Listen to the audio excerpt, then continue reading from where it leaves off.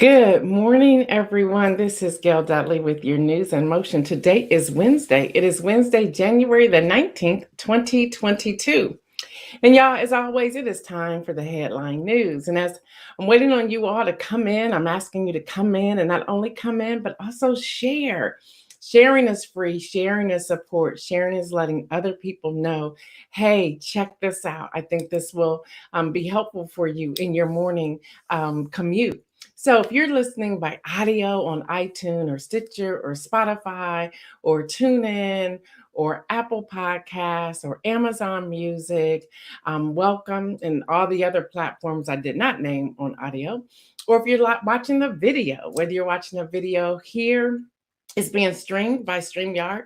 So it streams to YouTube and Facebook and LinkedIn. A lot of the chat happens right here on the Facebook through that stream, through StreamYard.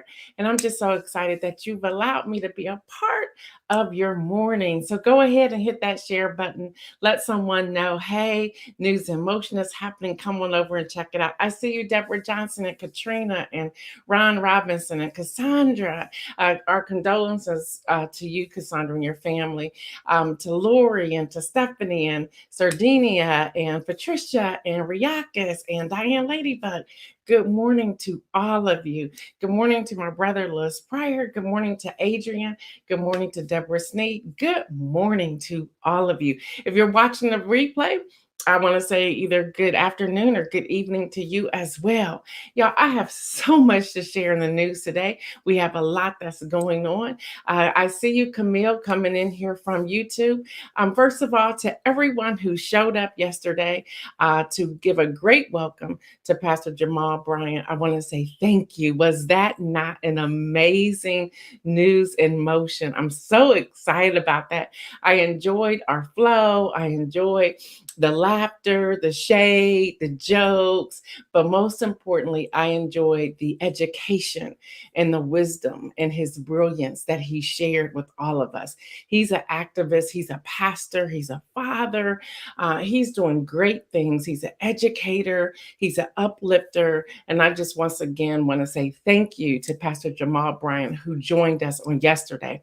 And believe me, he'll be back. You'll just have to wait and see when that time comes. I see you, Jeffrey Allen James and Jacqueline and Marion and Shirley and Kimberly Graves. She says tomorrow's show was amazing. You mean yesterday's show was amazing? I got you, Deborah. I can hear you. We're here together. I got that. All right, y'all. We got a lot to cover today. We have a lot to cover today.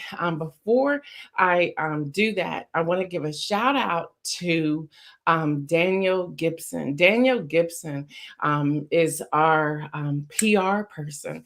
He does PR for myself when I'm out there, and he does PR with bringing other people onto the show. This started in January. Y'all know I talked about it last year. I want to give again a shout out to the team who worked with me from day one, who's now on the advisory team for News in Motion. They were all on yesterday. They were all excited. They were excited to see the growth. And for those of you who are wondering, wow, why didn't they do that? Well, Daniel is doing this full time. They all had other jobs, so they weren't able to do this. And plus, their background is a little bit different when it comes to PR marketing. Many of them are in business marketing or digital marketing, and Daniel is in PR. So shout out to Daniel. He made that happen on yesterday. We have other amazing guests that are coming. Now that we have set the bar, we now have to meet it or exceed it. So that's where we're heading. Tomorrow, we have an amazing guest from the NAACP that's coming to us from the state of Virginia. You want to tune in tomorrow. We got some tough questions for him as well, and we will be sharing that. His name is Daquan, and so he'll be joining us. So you want to tune in. He'll be joining us from Virginia. All right, y'all, let me see who else is in here. Good morning, Kenny Stanley and Alethea. Alethea, good morning to you. Yep, Camille, shout out to the team. And y'all see Camille in here from YouTube. Camille is now doing, she's kind of like my assistant. So we're building this thing, and we are so excited about it. Good morning, Yvonne. All right, y'all, we got to get get this baby started. I have so much news to bring to you this morning. So let's go.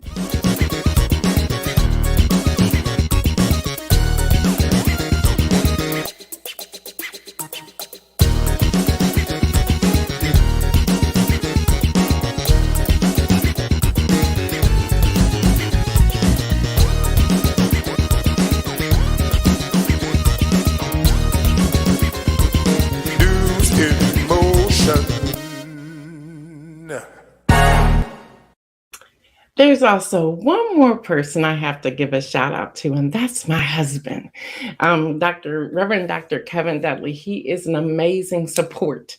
He believes in the work that I'm doing. He encourages me. He builds me up. He tells me to go do it. He prays for me, and just a shout out to him. Yesterday morning, he could tell I was getting a little anxious or nervous. He said, "Come on now." He said, "You were just on a panel on Sunday with all PhD individuals." He said, "If you can do that, you can do this interview." And just his prayer just calmed all my nerves. And then my own daughter said to me yesterday, she said, "Mom," she says, "I get that from you." And I said, "What?" And she says, "You're not a bit intimidated by anybody." She said, "You did that interview like, okay, let's go." And I said, "But beforehand, you have no idea the nerves I was dealing with." She said, "Well, you had it." So again, shout out to my daughter and shout out to my husband and my son, who are extremely supportive. All right, y'all, let's talk about 5G. We got 5G going on today. Y'all, CNBC is reporting following a last-minute appeal from the U.S. transportation companies, AT&T and Verizon both agreed on Tuesday to temporarily delay their deployment of 5G services near some major airports. The announcement came one day after the CEOs from major U.S. airlines, Delta, American, Southwest, and United, along with shipping companies like UPS and FedEx, in a letter to the Biden administration warning that the 5G rollout could cause chaos affecting both commercial and cargo flights. Cell carriers who have spent billions on 5G technology are not happy about the delay. They're not happy, not at all.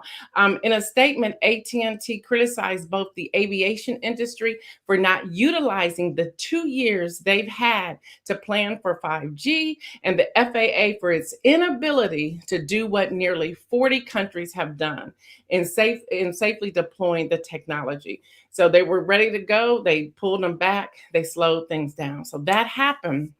When it's coming to 5G. So people are getting a little bit upset about that. All right, y'all, this happened a day early. If you didn't get them, make sure you get them now. They were supposed to roll that out today. They rolled it out on yesterday. Thanks to those of you who alerted me to let me know that it was already up and running. You want to go to www.covidtest, and that's with the S. I think you can even do it with test without an S.gov.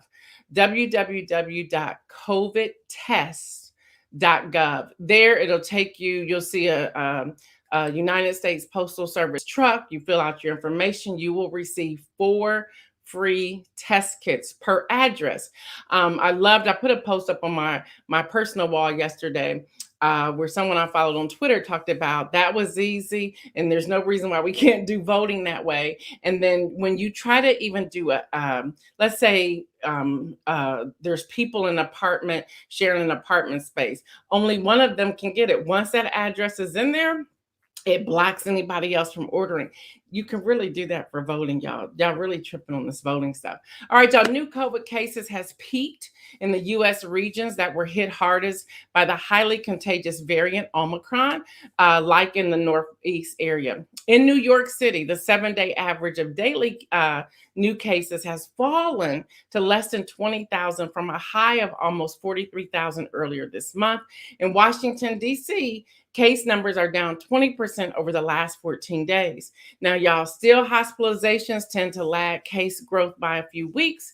Healthcare facilities are still treating more COVID patients, y'all. The average number of COVID hospitalizations have jumped 54% in the last 2 weeks to 157,000. So there's that information. Now, y'all, it's interesting some of the news that's coming out lately. So I want to talk about Peloton. Peloton is working with management consulting group McKinsey and Company to review its cost structure and potentially eliminate some jobs. And this is from CNBC. Y'all, the possible job cuts were discussed in a recent call with members of Peloton management team, according to a recording obtained by CNBC. The apparel division, which has seen particularly weak sales in one area that could be targeted, the company does not disclose revenue from its apparel business. So that's what's happening with Peloton. And some people are wondering if they're seeing a decline due to, and just like that, the remix of Sex and the City, because y'all know Big died after getting off of a Peloton. So they don't know if that played a part of it, if there needs to be some sort of messaging behind that. All right, y'all, are we surprised?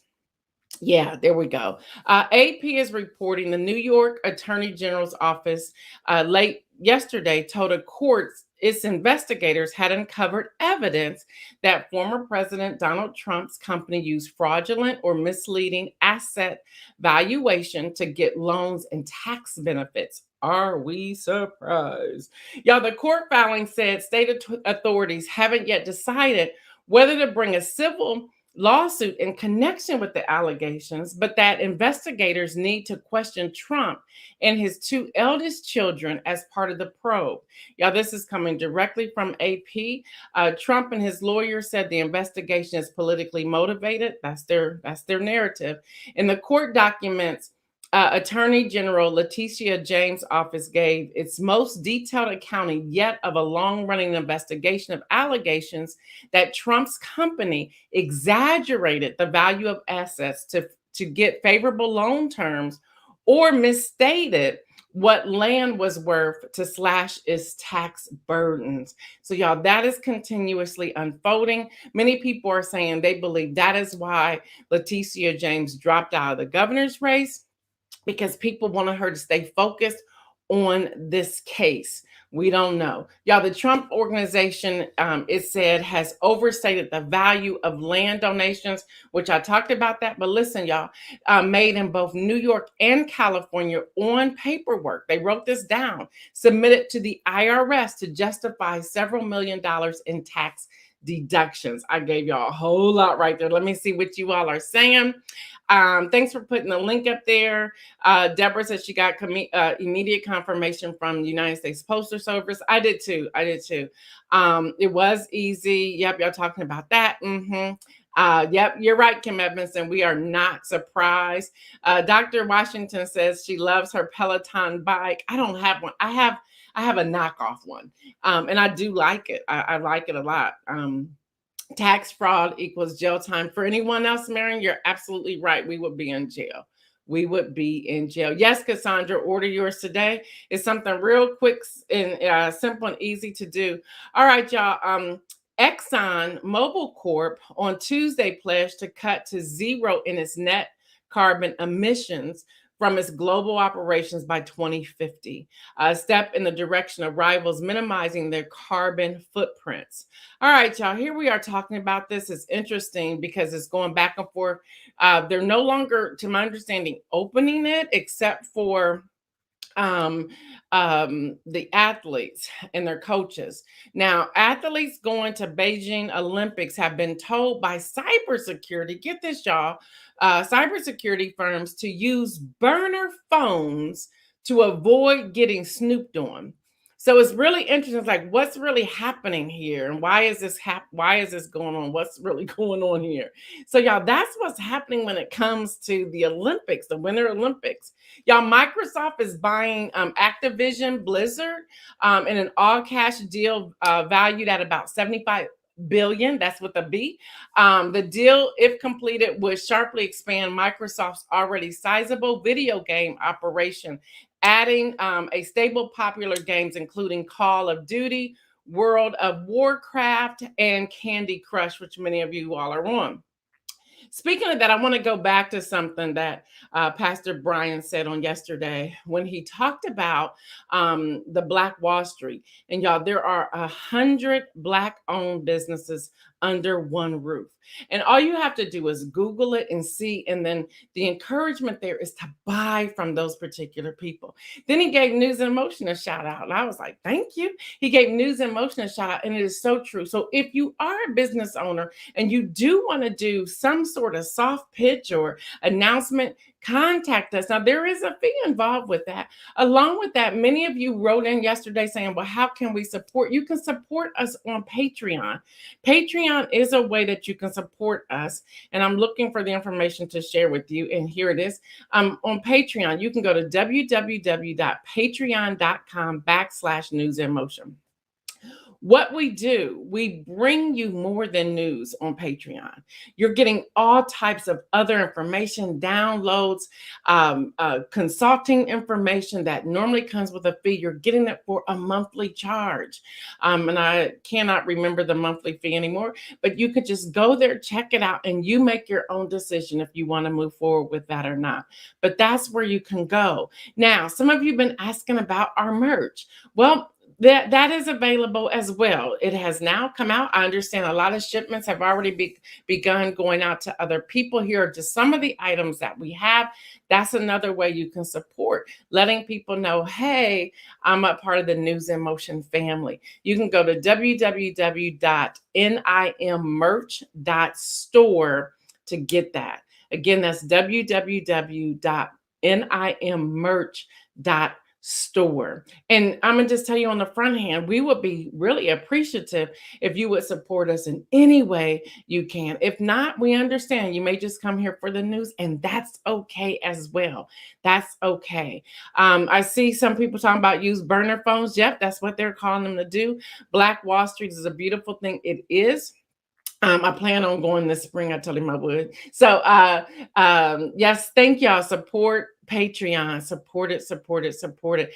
Kim Edmondson says she got her mug and your black shirt. Are you pleased? Let me know. Let me know. Let me know if you're pleased. Yeah, we heard that it's starting to come out. It's starting to come out. Delivery.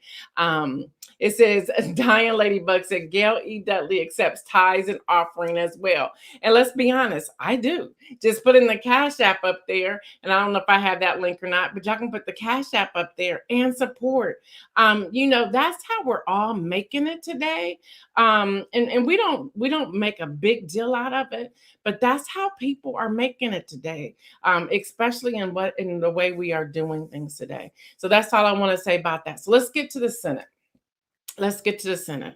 The Senate began debate over a consolidated voting rights bill yesterday. An effort proceeding despite steep challenges. There's a lot of back and forth. There are a lot of challenges. On Monday, people were hitting from all corners of a room, letting people know we're talking voting rights. And again, the messaging has to change. It's not just about Black and brown people. It's also about elderly people and disabled people, people who are unable to get out of their home to go vote. Or they're in the hospital. As long as you are living a citizen of the United States of America and you have registered to vote, you should have a right to vote. Whether you are lying up in the hospital, in a nursing center, if you are disabled, unable to get out of your home, whatever that is, you have a right to vote. And it needs to be convenient for those legally, yes, but it needs to be convenient. Okay, so the Democrat-led initiative will require at least 10 Republican votes to overcome a filibuster. All right, we already know that Sinema and Manchin, they're out. They already said that. So they're now trying to figure out what other ways can they get around this. So now there's a package, a combination of a number of different acts that would expand absentee voting, strengthening financial disclosure rules, require a nonpartisan redistricting commission to prevent gerrymandering. Just yesterday, we learned that Governor DeSantis in Florida presented his own map that would totally disenfranchise and marginalize Black people. No, I'm gonna just say what it is. I'm gonna call it what it is. When you looked at that map, and if you have not had a chance to do that, just Google it. When you looked at the map, you can identify all of the marginalized communities or the lower class, under poverty line, um, um, people from different ethnic groups and nationalities. It's almost like they just erased any stands for Black and brown people to vote. That's across the board. Now, in addition to that, he also drew a plan that would get rid of one of the Black state representatives. Just wipe them out. And looking at that map, I have to be honest with y'all, which I want to share with you. Looking at that map not only disturbed me, but it also gave me an opportunity to pause and ask the question, what must we do? What must we do? Here's the truth. Now, I've looked at it many different ways. Here's the truth. The truth is, African Americans, Black and brown people voted in droves in 2020. And so they're thinking, oh no, we got to stop this. They never would have imagined that we would have come out the way we did. Look at Georgia. That's almost impossible, but it happened. So now they want to suffocate us and not allow us to move forward. That alone should give us the motivation we need to get out and vote and get people registered to vote ASAP. Seriously. You're working too hard to try to silence us. We need to come out fighting, not physically, but fighting to say, no, my voice is going to be heard. So we have work to do on our end. Now, right now, it doesn't look like it's going to work. Now, that's not to say I lost hope. That's nothing like that at all. That's seeing the numbers. That's seeing what's factual in front of you. Sources suggest that the Democrats are considering a procedural maneuver that will require Republicans to actively hold the floor to maintain a filibuster, though it's unclear whether the strategy will proceed. So let me break this down, what they're talking about doing. The Democrats are considering this procedural piece where the Republicans would have to stay on the floor, and their hope is that they will become so exhausted within week 2 or 3 that they will fold. I don't think that's going to happen. That's a possibility, but I don't think that's going to happen. I think now we have to become more strategic. We have to now educate. We now have to have one message that we're getting out. So today at 4 p.m., President Joe Biden is coming out with a speech, with a press conference at 4 p.m. Eastern time. And that speech is to try to change his narrative and try to change what people are focused on. Not a good move. It's back to the messaging. Now, I'm not the expert on it, but I studied this enough to know that's not going to work. It may put a temporary band-aid on something, but it has to go deeper than that, because people are reminded of the acceptance speech of Joe Biden, where he said, talking to the Black community, you had my back, now it's time for me to have your back. Well, voting rights is having our back, and it doesn't look promising at the moment, which means we have to do our own work. But that's difficult if we're seeing all of these different suppression voting bills that are coming out here by GOP governors in all these states. So AP News is reporting, by tracking President Joe Biden's first year progress delivering on promises. And I'm going to hit on a couple of those. And if y'all have any questions, just put them in the chat. If you have any questions. Yes, I am purposely taking time to do this because this is a part of the education we need to understand. Now, it is not true that Joe Biden isn't doing anything. That's not true. This is some of the areas where he stands. And again, this is AP reporting. Under COVID-19, COVID-19. He reached a normalcy by Christmas 2021. The Delta and then the Omicron variants drove fresh records of infections, but they immediately jumped on it. They immediately implemented mask updates of the N95 or the KN95. Now we have the self-test kits that are going out to Americans up to 4 for a household. Provide Americans with 1 billion home tests. That's 1 billion, y'all. 1 billion. He pledges to provide 500 million rapid tests as well. So this is all that's happening right now. Provide 1 million vaccine shots, 100 million, 100 million vaccine shots to Americans in this first 100 days. That was provided, but everyone did not jump on board to utilize it. 70% of the world's population is vaccinated against COVID-19 by September 2022. So that effort is still going forward. What's happening right now, what's in progress, Biden surpassed the domestic vaccination goal but only about 61% of the world's population has received 1 dose. He safely reopened his administration collectively with schools all over the U.S., reopened a majority of K-8 schools and kept them open. Mostly accomplished. Schools are largely back in person. He passed a $1.9 trillion COVID-19 relief legislation package. That is done. That bill passed last March. It also delivered on his promise to provide $2,000 in direct aid payments to Americans. That happened. Under climate, rescind Keystone XL Ohio pipeline. That happened. Ban new oil and gas leases on federal lands and offshore waters. The administration has proposed reform to the nation's oil and gas leasing program, but has not embraced a full ban.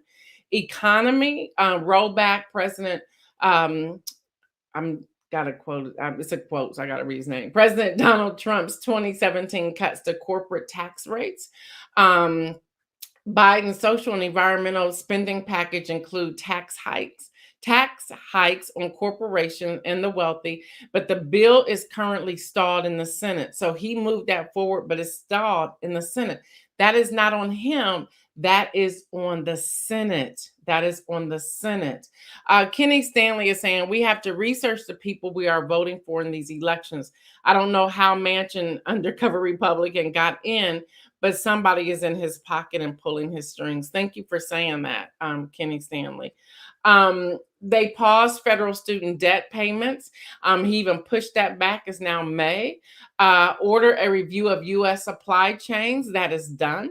Immigration, he raised the refugee cap to 125,000, up from the 15,000 set by Trump.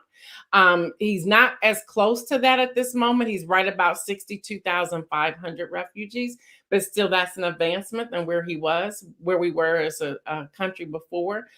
Surge humanitarian resources to the border and encourage public-private partnership to deal with the increase in migration here.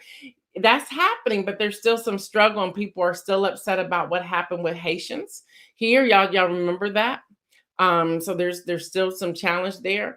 Reform the U.S. System, that's incomplete. Biden signed an executive order in February directing his officials to craft a strategy for migration, including refugees and asylum seekers. And while he promised last year to implement a new system, there's been no sign of specifics from the White House. So that's true. That's true. So you need to know he signed something, but it's not moving forward. Okay. He reversed the Trump-era policies on travel restrictions on people from a number of Muslim-majority countries. That is complete.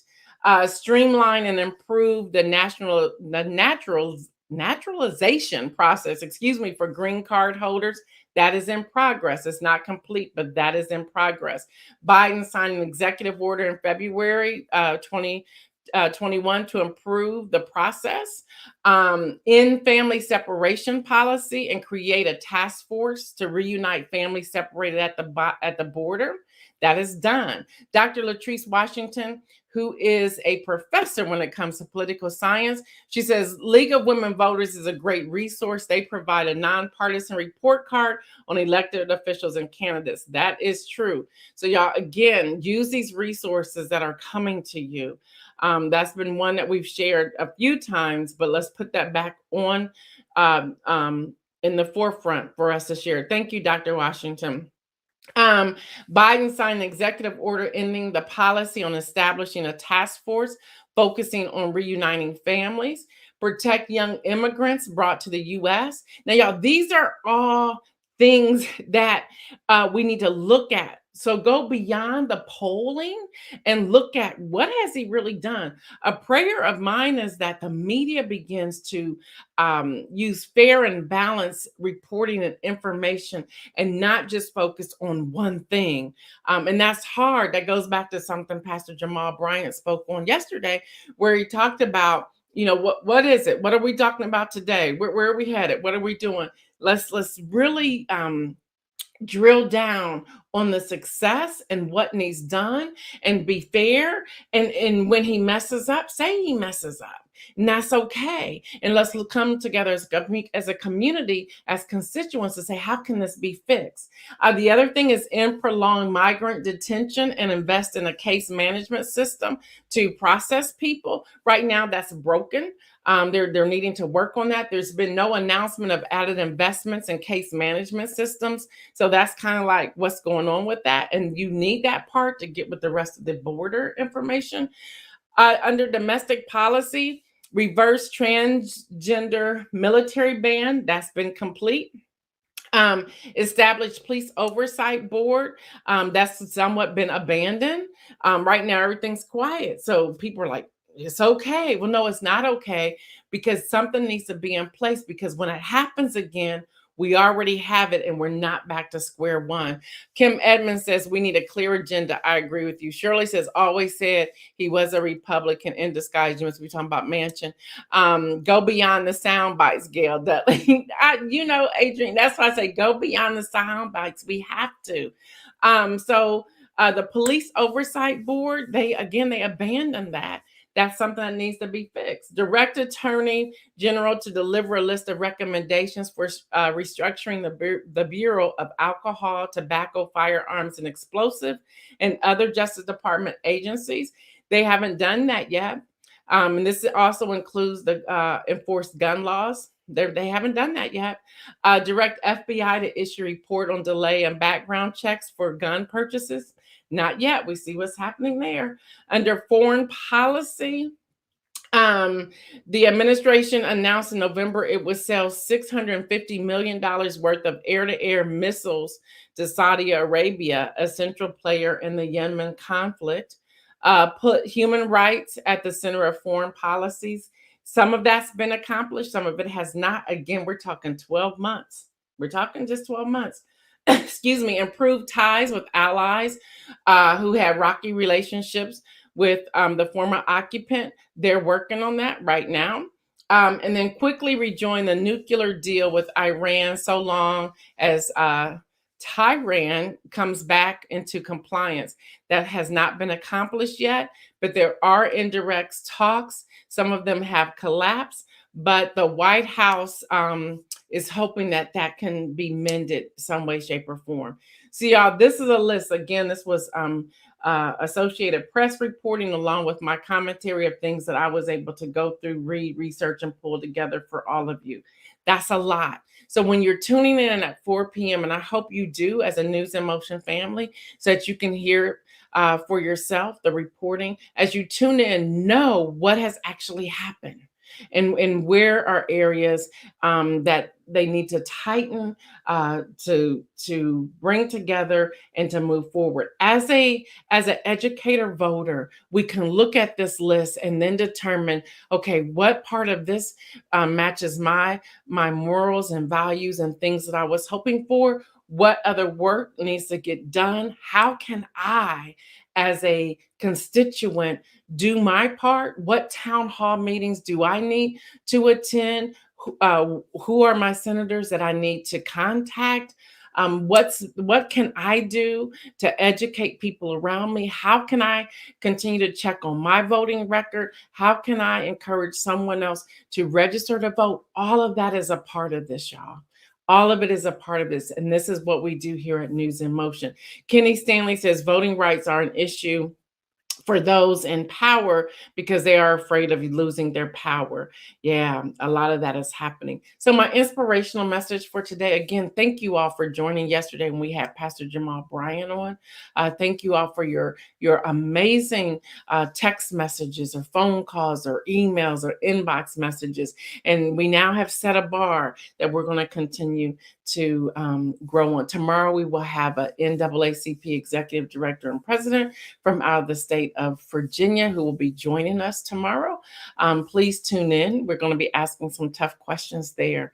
So please let people know and tune in. Although he is from Virginia, trust me, it will help all of us no matter where we reside. So my inspirational message is this. I asked this probably about a year ago, and I want to ask it again today. And that is this. What do you want God to do for you? Go back to blind Bartimaeus. He was sitting on the side of the roadside and he heard Jesus coming and he said, Son of God, have mercy on me. And people were trying to silence him, but he just got louder. Son of God, have mercy on me. And then Jesus says, who is that? Bring him over here. So then, of course, they tell him, cheer up, jump to your feet, get over there. He wants to see you. I'm paraphrasing here right now. So he gets there, but stop right there for a moment. You know, they told him to cheer up and jump up and go to him. Well, he was blind. So how did he get to him? Did Jesus actually come to him? I don't know. It doesn't describe it in the word. If Jesus ended up walking to him or if he followed his voice or what. But he did that. He did that. And then Jesus says to him, Son of man, what do you want? Son, what would you like me to do for you? And he says, I want my sight. So my question to you today is, what do you want Jesus to do for you? How are you going to answer that question? And I want you to take the next 24 hours to really think about it. Don't write down on a piece of paper some religious words. Write down what you really want Jesus to do for you today. I realize that people tune in who are not followers of Jesus, and that's okay. But I still want you to just think about in your life, what do you want? What do you want? And write that down. Write that down. If those of you who are tuning in who are not followers or believers, and you're thinking, I want to know who this Jesus is, trust me, just inbox us. We will respond. We do it quite often here in News in Motion. And we see that the family of God is growing, and we do not apologize for it. I am Gail Dudley. I am your host. Thank you so much for hanging out with me today. I hope you tune in to the 4 p.m. Eastern Time broadcast with President Barack Obama, President Joe Biden, to see what he has to say. Y'all know what's actually happening. Y'all, it's more than just our vote. It is more than just our vote. It's what's happening when there's not an election season, but this year there is one. And we have to start looking at what's working and what's not working and what's going to be best for us, our children and our grandchildren and our great-great-grandchildren. So until tomorrow, I have been your host, Gail Dudley. Y'all know what I say. Stay well, everyone. And remember, make some bold moves.